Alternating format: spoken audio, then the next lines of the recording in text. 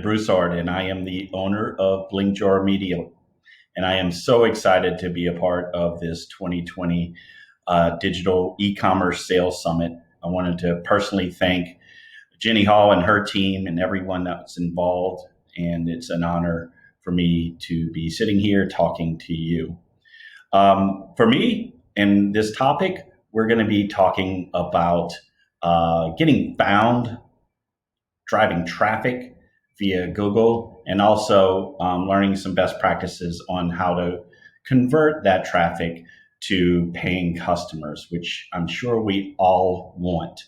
So we'll just jump right into it. We have a lot to cover, and I want to make sure that everyone is on the same page with this topic. So using Google to get more traffic conversions.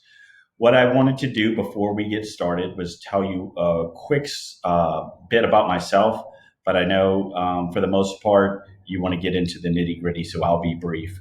Like I said, my name is Jared. I started a company called Blink Jar Media, and we focus on inbound marketing for companies across the country. My contact information is here in case you have any questions. I'd love to hear from you, whether it's via email, Twitter, our website. And I love this one, the fax. I love saying, seriously, like who puts fax numbers these days? That's crazy, right? Bit about my team or our team. We have 8 members now and growing. I started in 2012 and I started it by myself. My background is in television advertising. But when I started in 2012, I did see sort of the handwriting on the wall and where the consumer was going. Now we have 8 happy members and growing, and love our team and love the work that we do. Now, using Google to get more traffic and conversions is why you're here, right? So there's 2 big parts to that, getting traffic and then turning that traffic into conversions. So we look at this in 2 parts here. The first part is, increasing your traffic. And the main way we're going to do that is through amplifying your digital signal through Google. 81% of consumers begin their buying process with a search engine. So no matter who you are, what you do, no matter what industry you're in, whether it's e-commerce, business to business, the fact of the matter is, you have to be on a search engine because that's where most people begin searching. Whatever the pain or the goal may be, they're searching, and likely they're searching on Google. The main goal for you, obviously, this may seem pretty straightforward, but your goal is to appear in the results wherever your consumers and whenever they're looking. So why Google? Why not other search engines? Well, other search engines are important, but if you have to focus on one, obviously we want it to be Google. No matter what study you look at or what research you find, Google is the 800-pound gorilla. They are the main player. They have so much control that they are sitting in front of Congress because they're sort of looked at as a monopoly of sorts. They own 92% of the search engine market. So of all searches, 92% of searches done across the world or on Google. So I would say that's pretty darn important, right? So the trick is once you want to get on Google, that's obvious, but like, how do you get on Google? You're a small e-commerce shop that's just getting started. And you're like, I don't even know if I can go against the, large retailers of the world. So how do you appear on the first page of Google? The good news is no matter, if you've been a company that's been around for 100 years or a company that just started last month, these rules apply across the board. In order to appear on the first page of Google, there's 3 ways that you can sort of land on the first page of Google. 1 is organic search. 2 is paying to be found on Google. So you pay Google based on keywords or shopping. And then 3 is local search. Local search is sort of like the yellow pages of today, where they focus on the name, address, phone book, sort of that little map pack that you see on the Google search results. For today's purposes, we're going to focus mostly on organic search and paid search because those are more applicable to e-commerce. Local search is more brick and mortar and it's important, but for the topic at hand, we are going to look at organic search and paid search. So to kind of get a lay of the land, this is just a brief look at how the standard Google search engine results page looks. Now, depending on the term, depending on the keyword, all these other variables come into play. The search engine results page is going to morph to the search query. However, typically, what you'll see is that the paid results, or Google pay-per-click or Google Shopping, will be at the top of the page. The local search results are going to be more towards the middle, and that will focus on where you are, where your store is located, your name, your address, your phone number. Then you have the organic results, which are below that. Typically, organic is more trusted, and the consumer gravitates more towards the middle of the page. If you find yourself, when you do a Google search, if you find yourself kind of morphing or moving towards the middle automatically, that's because it's just you sort of ignore the top and gravitate towards the middle because those are more trusted sources of information. They say 85% of all clicks come from organic. So it's important to be ranked in that organic area. So another reason organic search is important, especially for e-commerce, is that organic searches on Google drive 43% of e-commerce traffic. So of all the e-commerce traffic that's taking place, 43% is driven by an organic ranking. So it's important to focus on ranking organically on Google. So how do we do that? Or how does Google determine that where you're ranked? In order to understand how to rank, you need to understand what Google is looking for, what's factored into their algorithmic equation. It's sort of like the the Big Mac, special sauce, or if you have Raising Cane's in your area, the sauce that's dipped into the chicken. Everyone wants to know the recipe. No one knows exactly what it is, but we have a pretty good idea. It's the same thing for Google. The main two factors that come into play for ranking organically are relevance and authority.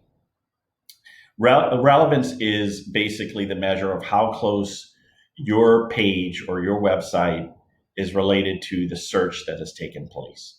And there are things that you can do to help optimize your website so that when certain search queries are made, you are ranking for those search queries. Some of the things that you've probably heard of are things like page titles, H1 headers, the content, keywords in your content, internal text or links. All of those things help with the relevancy, and they're all controlled on your back end of your website. The second part is authority.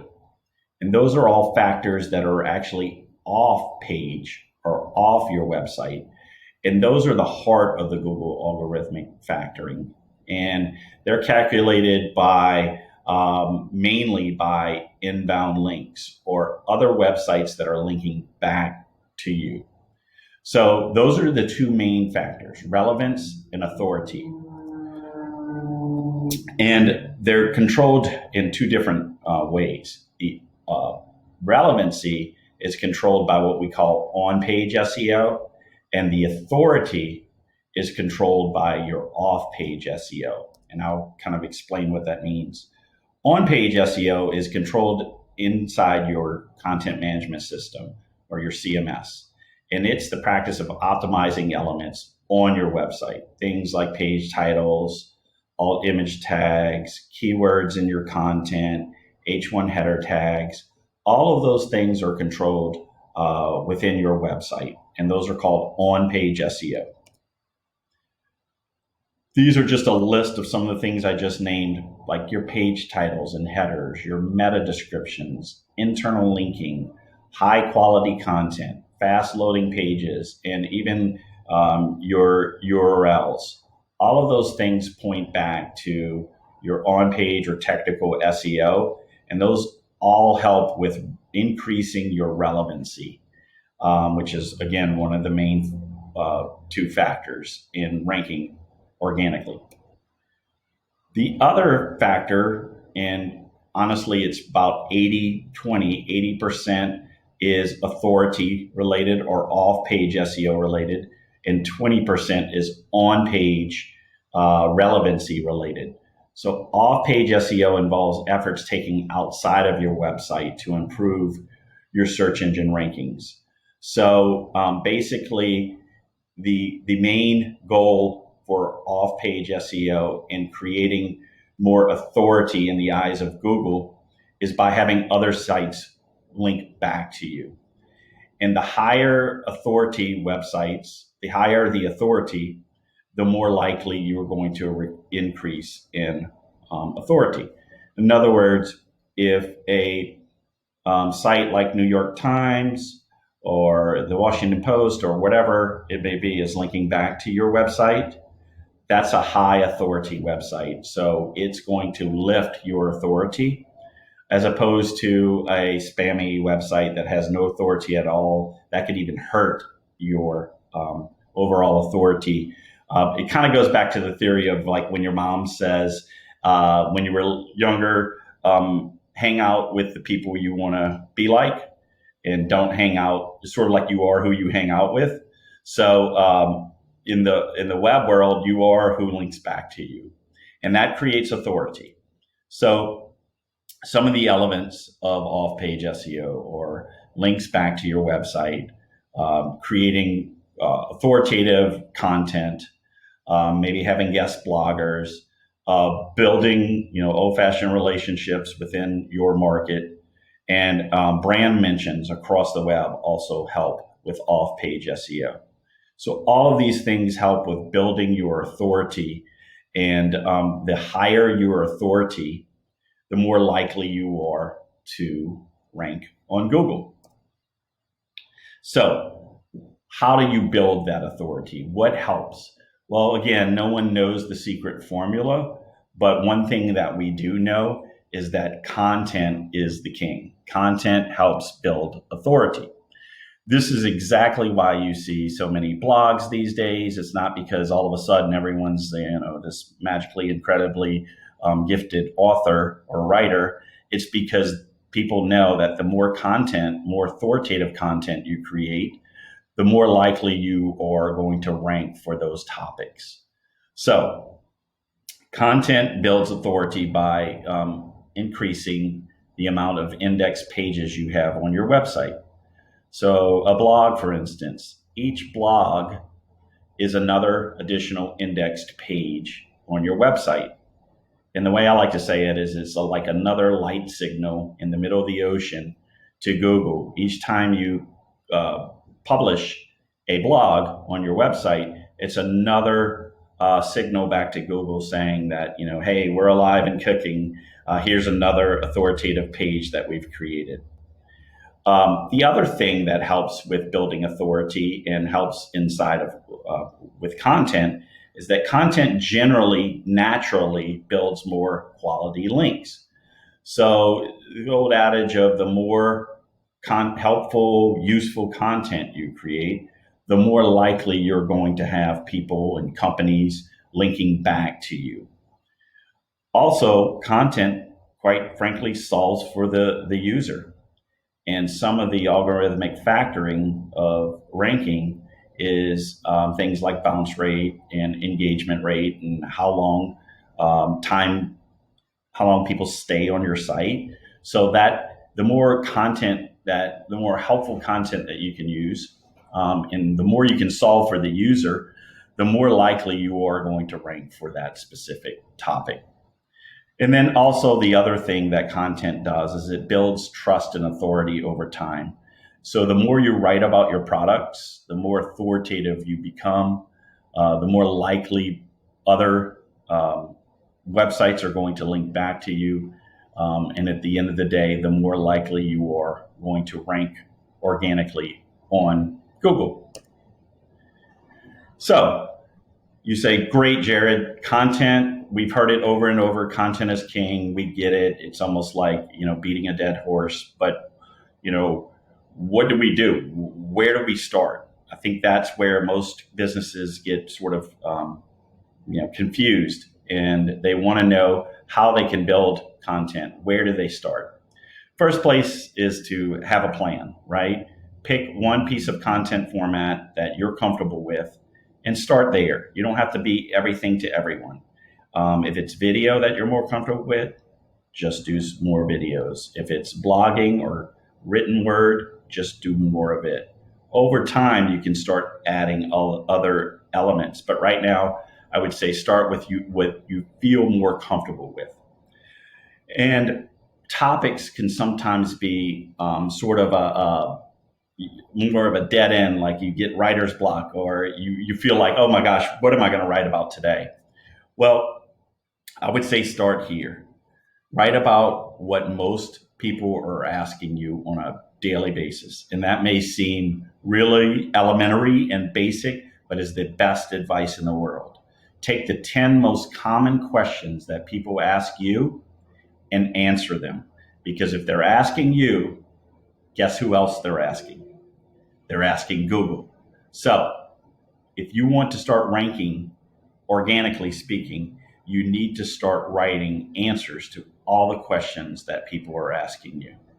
That is the most basic foundational answer to how to start your content plan. You also want to start measuring what impact the content is having that you've created and what's converting, like where are they landing?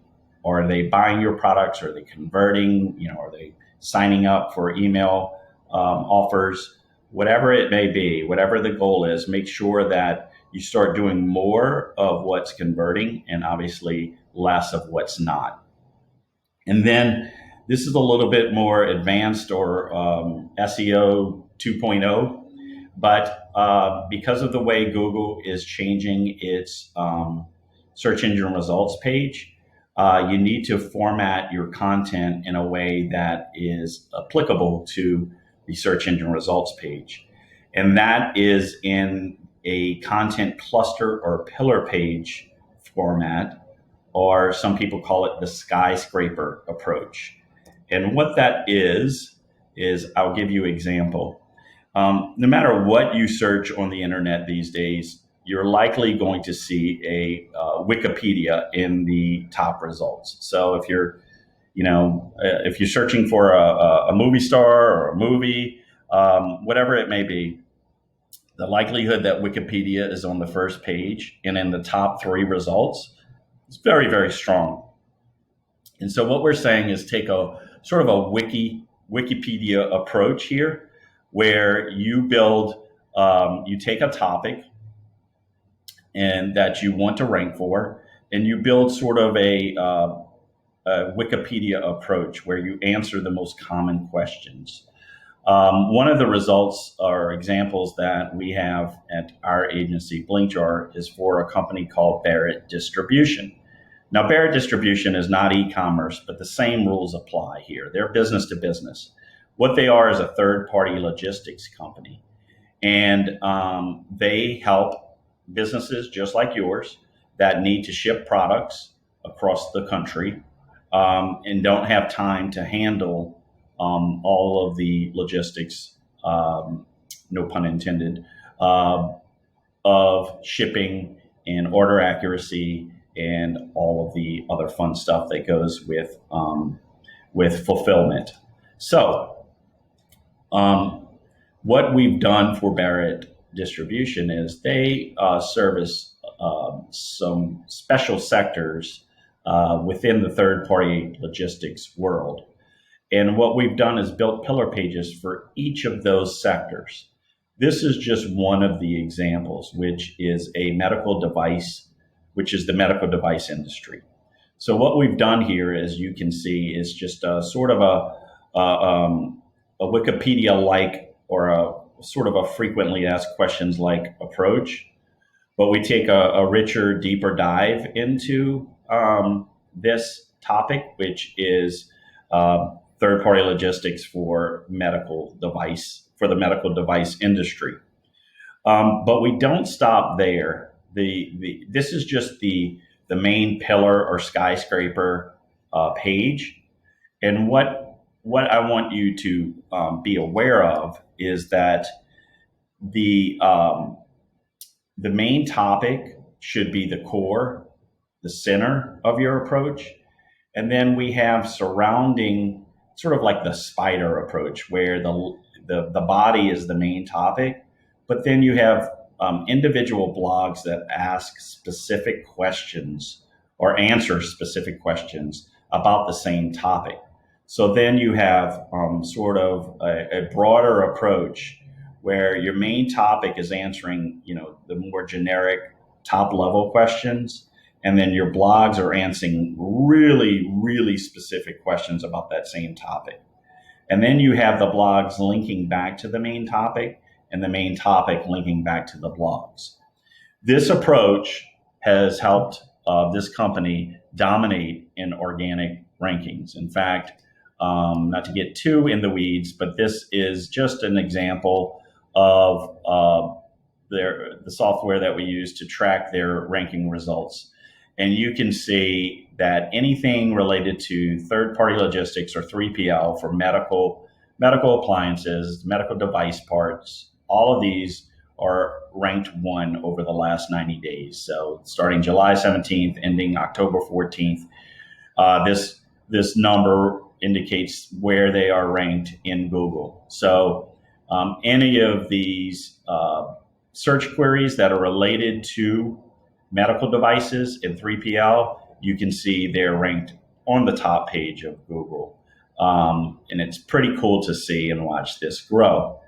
The beauty of this pillar page or skyscraper or topic cluster, whatever you want to call it, approach is that it casts a wider net across Google search engine so that you're not just ranking for one small little topic.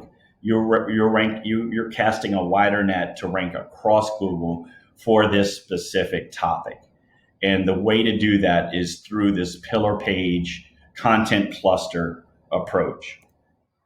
And this pillar page content works to lay the foundation for how you present your website to both users and search engines. So it's both user friendly and search engine friendly. So you get sort of the best of both worlds when you take this approach. A couple of key takeaways for this content cluster or pillar page strategy is your topic should not be overly broad or you won't rank for it. So, an example would be third-party logistics.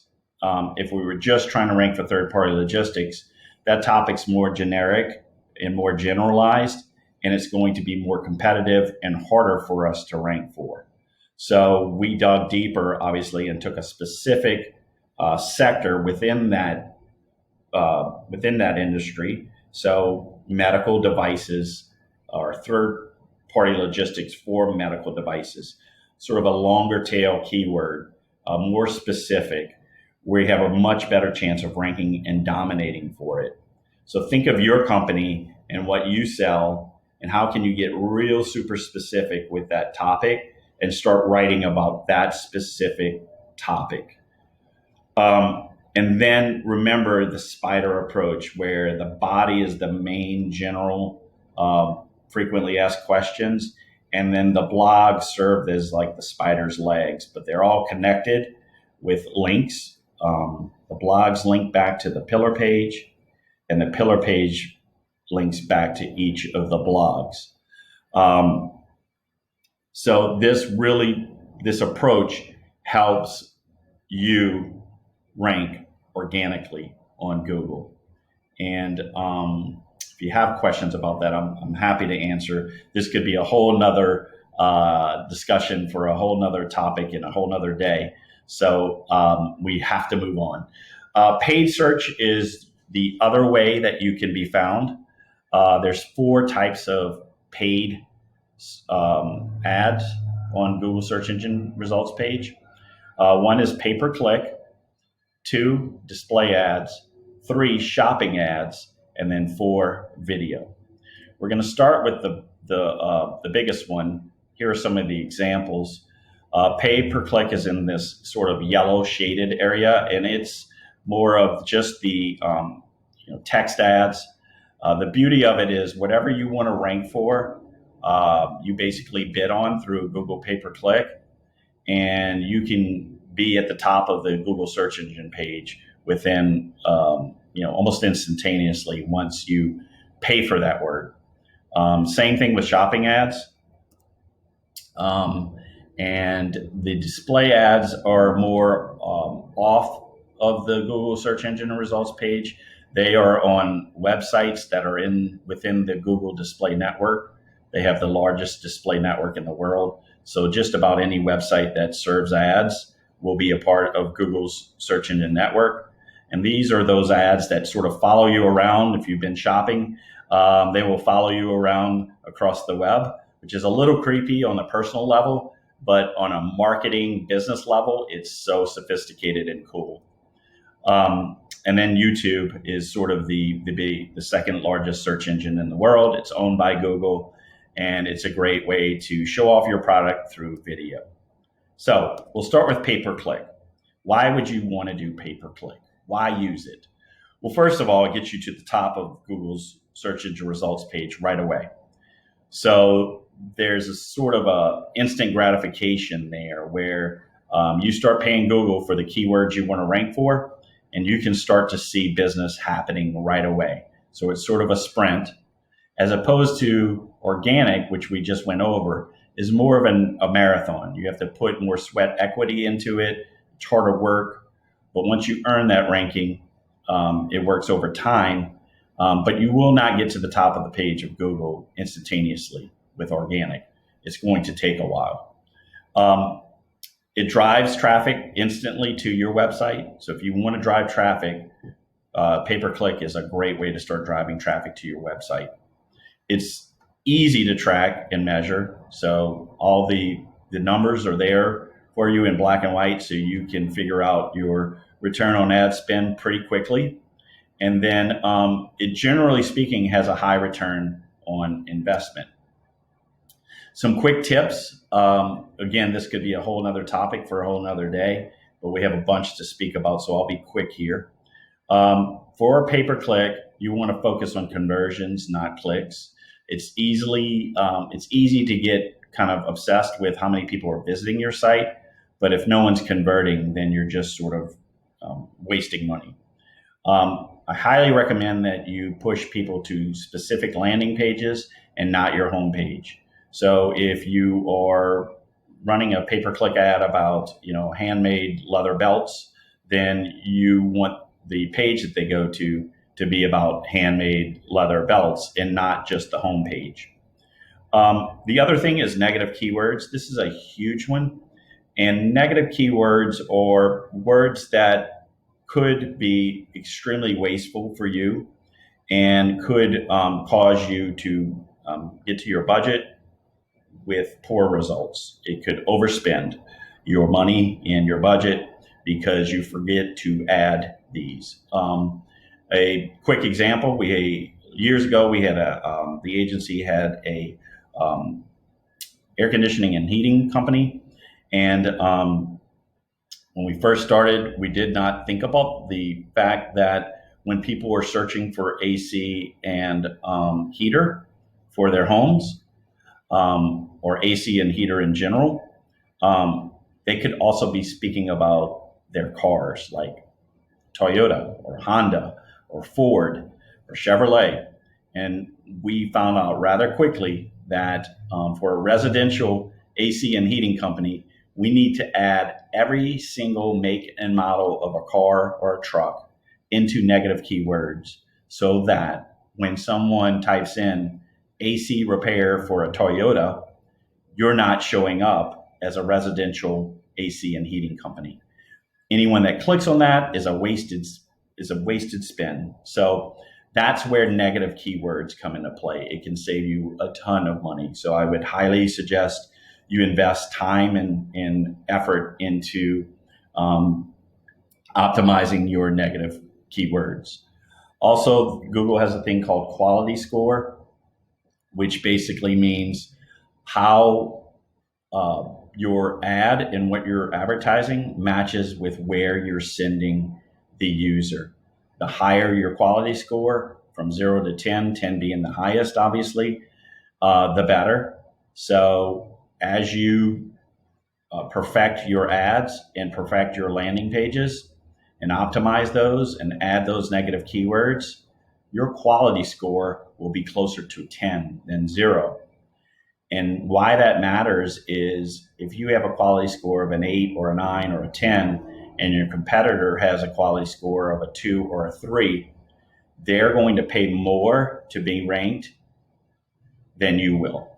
And you likely will pay less per keyword and rank higher than they will. So it's a whole betting auction system, but quality score is sort of the one linchpin to help you succeed in Google AdWords or pay-per-click.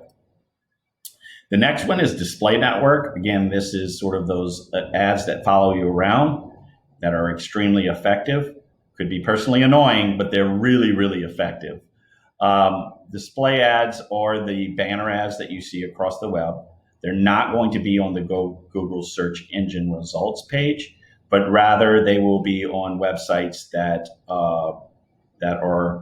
you are using across the course of your day. The reason they are effective and the reason why you may want to consider using display ads is one, it's web browsing over searching. And the reason that's important is you're going to reach a passive customer or consumer that may know nothing about your product and may have never heard of you, but because of your targeting and because of their interest, they may be interested in clicking to learn more or to buy your product. The second advantage of display ads is it's niche or real specific in its targeting. So you can target on specific interest or specific websites, and your ad will only show on those websites. And the reason that's important is it cuts out any of the fat or the waste that could be happening in your advertising campaigns. 3, it's repeat exposure. They say that, studies show that someone needs to be exposed 7 or 8 times to your product before they buy it. So having that repeat exposure across the web is extremely effective, and it builds awareness. So again, if you're trying to kind of amplify your digital signal and get your product out in front of people, there's no better way to do it than through the Google Display Network. A couple of quick tips. Again, this could be a whole nother topic, but we'll go through them really quickly. Start with remarketing. So instead of just spraying your ads all over the place, really look at targeting either people that have visited your website or people that have typed in related keywords to your products, or people who or websites that are similar to your topic or your product. That way, again, you're eliminating wasteful spend, and you're really only concentrating in the people that have a vested interest in your product. Use managed placements. If you don't specify which websites you want your ad to run on, then you're leaving it up to Google to determine what ad or what websites it should run on, and that can be a bit tricky. Create ads in every available format. They're going to give you, over 10 different types of ad sizes, as you can see on this screen, various ad sizes. I always recommend that you build for every single type, because every single website offers different sizes. And if you only create 2 or 3 sizes, if that website that you want to run on doesn't offer that size, you can't run on it. So I would say create ads for every format. Google gives you the list of all the different ad sizes. It's about, it could be 1 or 2 off, but, about 8 to 10 different common web banner sizes. And then this may be obvious, but don't try to cram everything into the ad. Don't make it Tokyo at night, as I call it, where it's flashy and it's got all types of information in it. Those are the annoying ads. You want to be relevant and you want to be helpful, but you also want results. And the way to do that is to make the ad simple, attractive, and visually appealing. The next type of ad is shopping. This would be highly relevant to most of the people that are participating in today's session. Shopping ads, here are some of the advantages. It puts your product in the spotlight. Literally, if you're looking at it on mobile or desktop, if you're part of the shopping ads, it's going to be at the top of Google, and it's going to show your product and tell the user about your product. Generally speaking, shopping ads produce more qualified leads. This would make sense because obviously if they're clicking on the shopping ad, they have some sort of vested interest in your product that you're showing, rather than pay-per-click or even display ads where you may get some wasteful clicks because of something you missed in setting up the ads or mistargeting.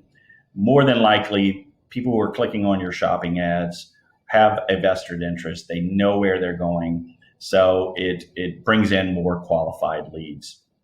No matter what study you look at, if you're running both pay-per-click and shopping ads, especially for e-commerce sites, the shopping ad is going to outperform the text-based ads. It's also the Google shopping ads are less complex in nature, meaning while there's still some things to do to set it up, pay-per-click is way more complex and has more complexity to it. So shopping ads are a bit more straightforward. And the shopping ads are ideal for the mobile youthful shopper. If you just Google certain products on your mobile phone, there's the carousel at the top. It makes it really easy and ideal for people who are shopping on their mobile phone. Again, some quick tips for shopping ads. I would start small. If you haven't done Google shopping ads, it can be a little bit overwhelming and a little confusing on where to start.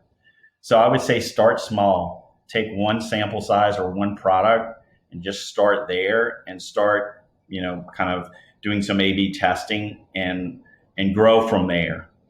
Another important tip is to make sure that you are using conversion tracking.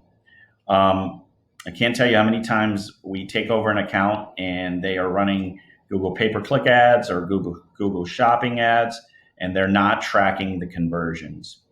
Adding that conversion tracker is pretty easy and pretty straightforward, and it's a one-time thing. Once you do it, it's going to open up the world of insights for you, and it's going to help you determine which ads are working and which ads are not. Another quick kind of tip is to add the keywords to your product title. That's just a little quick optimization helper for you. And then I would, over time, as you grow this and you add more of your products, I would separate your best sellers into their own campaign. So take what's working and what is really, really doing well, separate it out into a whole separate campaign so that you can really keep your eye on that campaign. The next and last final part of the ad network is video. Video, the most common advantages, especially for e-commerce and products, is that it increases conversions up to 35%. There's studies all across the board, but I think Amazon did a study recently where video, those ads that have video increase their conversions up to 35%. Also, in this mobile-friendly world that we are in, video and mobile work really well together. Also, with your products, there's no better way to communicate with the consumer than through video. Video is easy to digest, it's easy to share, and gosh darn it, we don't have to read that 1,000-word blog. We can just watch the video. It also gets the point across really, really quickly. It's really effective in communicating in a short span of time. And it's the best medium for launching new products because of all the information we listed above. Some quick tips for video ads. As much as you can, personalize the message.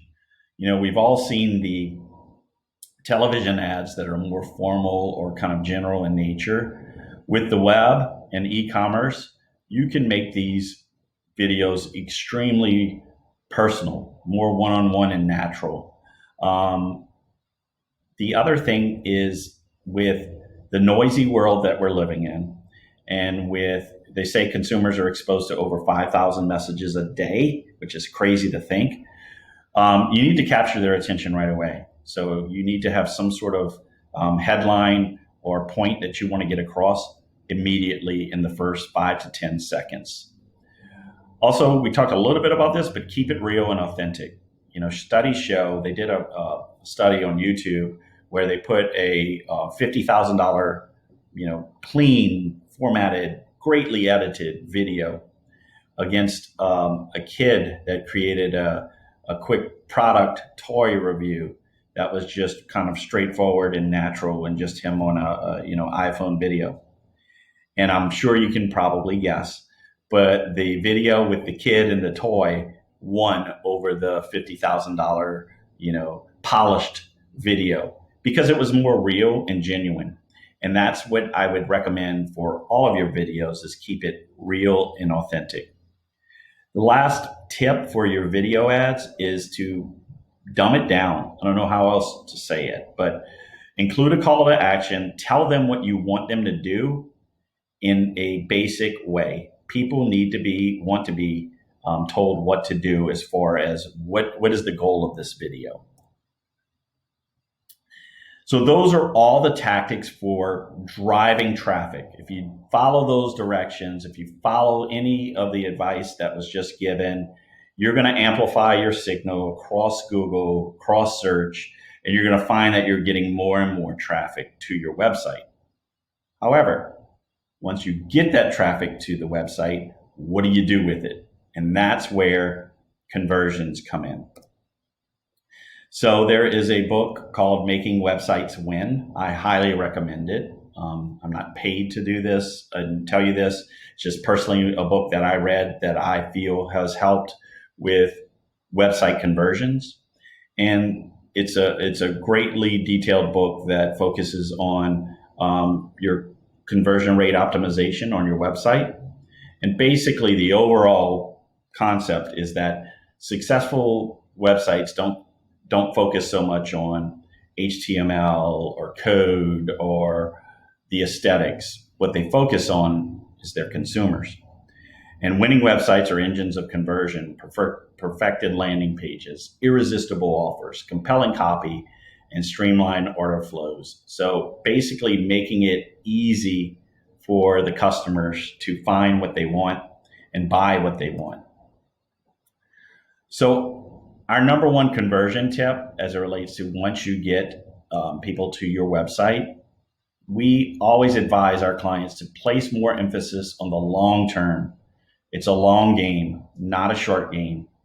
And this picture kind of symbolizes what the consumer journey in e-commerce is like, right?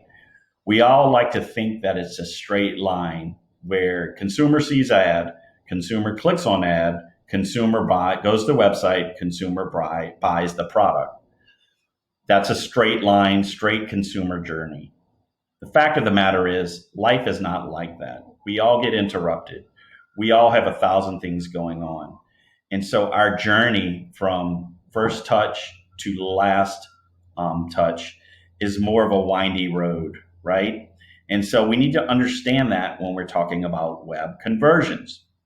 The consumer journey is not a straight line. So instead of going for the home run right away, that's rarely going to happen. And I know you guys probably already know this, but the companies that focus on the short term and quick sales are going to be out of business. Need to focus on the long term. And the way to do that is through what I call micro conversions, because the goal is to capture a lead, not to capture a sale, because leads will turn into sales. So one of the ways to do that is have like a pop-up offer that sort of offers the first-time visitors or even consumers that are visiting your website 20% off your first purchase. And all they have to do is give up their email, right? So you're sort of giving a little bit to get a bunch. So you're giving away maybe perhaps even the value of a first-time transaction. But what you're getting in return is the long-term opportunity to market to these individuals and make them a lifetime consumer instead of a one-time consumer. So it's sort of a short-term sacrifice for a long-term gain. So again, place more emphasis on long-term with micro conversions. Every conversion does not have to be a sale. The other thing I would like, the second tip is to add a benefits bar to the top of your website. And this is great for e-commerce. The example I'd like to show is a website called Look Fantastic. And you can see their benefit bar is right here in the lightly shaded pink area. And they give 3 or 4 reminders to consumers. And the reason they do this is because consumers will end up visiting the site in various ways, whether it's paid ads or organic search, return consumer, first-time consumer, and they're all visiting the site in different ways. They're not all coming to the homepage. So a way to kind of differentiate your company from the thousands of other competitors that you have is to have a benefits bar at the top. Some even have it at the right-hand rail. It serves as sort of a reminder of all the ways that you are different from your competitor. And these can be various reasons. You are the one that knows why you are different, but you need to remind consumers when they're shopping, because they have so many choices, why your page or your web page or your product is different. So you can see here with Look Fantastic, they have free US shipping on orders of $35 or more, shop now, pay later, over 500 brands, and download our app with exclusive offers. So the benefits bar, again, is just site-wide. It appears on every page. It shows 3 or 4 unique selling attributes, why the visitor should buy from you rather than someone else. This, with that special introductory offer, it really kind of answers that question of why you're going to buy from this site rather than others. And it, quite frankly, keeps visitors on your site. And it serves as a subtle reminder. For mobile, I will warn you, don't put 3 or 4 because that can be a little clunky with mobile. I would say keep mobile to 1 benefit, or have it like a carousel where they can flip through the benefits. And then some of the kind of items that can serve as your differentiator. Again, only you are going to know this, but some of the other companies that are doing this are using delivery terms, speed of delivery, new customer offers, customer reviews, etc. So those are some of the things that you can kind of consider if you were to do this conversion or benefits bar. And for those that have done it, they have shown increases of up to 25% on across the web with just adding the benefits bar. The other one, and I think this one is extremely important and often ignored, but treat the online experience like the in-person experience. So we all think because we're on the web and we're an e-commerce store that it's not a human approach and it's just sort of very robotic in how things happen. But we know as humans, when we shop online, we want it to be we want to be treated just like we would be treated in person. So we have to use those same sort of strategies when and even more so because it's online, we need to go the extra mile to make sure that we're treating people like people. Some of the things that you can do to help with this conversion tip would be to have extremely detailed product descriptions. Making sure you're making the best use of that headline, putting keywords in your product description, making sure you're covering all questions within that product description.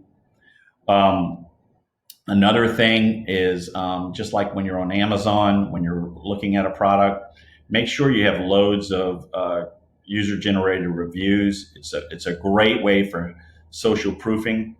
When someone goes to buy offline, they're asking their friends what they think. They're asking their family what they believe and how it looks on you, or what is their opinion of this color. The same thing happens online. It's just through user-generated reviews. Another great way to make it make the experience more streamlined and helpful is to have related products.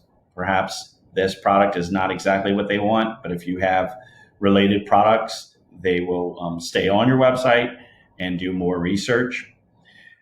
And also add elements that help the consumer make the best decision for them. That means make it, have the reviews, have sizes, have functional things that will help them make the best decision for them. One of the things that I wanted to show you was it's a site called Anderton's Music, and in their product description, they have a picture of the person who has written the product description. They also have that person's name, which makes this more human. And when they're talking about it, they're talking about it in a more human way, more natural way, and less like it was cut and paste from a manufacturer's guide. The other cool thing is they have related videos. I'm not going to play them, but they literally have these same people doing kind of out of the box product descriptions via video. Another way to kind of humanize information about what you're selling. Again, kind of that same thing, make your product pages more human. Google has this thing called EAT, and it's a huge algorithmic factor in ranking. And it kind of goes back to what we were talking about earlier in organic factoring. E stands for expertise, A stands for authority, and T stands for trust. And if you have two similar products on two separate websites, and one is just more generic in nature, and the other one takes the Anderton's approach, where it's more humanized, there's humans here, there's a human description here, there are videos with humans in it, that is going to pass the EA test for Google, which means you're going to end up getting more, you're going to look at more as an expert, you're going to have more authority, and by all means, you're going to be more trusted. So this is a great way to pass that EAT test, is to do what Anderton's did. Make the description honest and useful, the custom unique product videos, and also remove any conversion blockers. Again, just like in person, we want to make sure that product fits, we're the right size, we want to make sure it has the right capabilities, it has the right functionality, and the best way to do that is through descriptions and videos. The last tip is use heat mapping. I'm not sure if any of you are currently using it, and it may be obvious to you, but for those of you who are newer and are not using heat mapping, this is a great tool for e-commerce businesses. Essentially what heat mapping does is it shows a history and in real time what users are doing on your website, where they are clicking, where they are converting and where they are bouncing off. And it does it in a heat map format, in a visual format that's easy to understand. It also allows you to offer feedback surveys so that people can kind of click on them and answer questions that you may have on how to improve your website. The other thing that is great about these heat mapping tools is there's no learning curve at all. What you see is what you get. Anyone who has opened up Google Analytics, which is extremely important, knows that there is a huge learning curve with Google Analytics. It's extremely intimidating.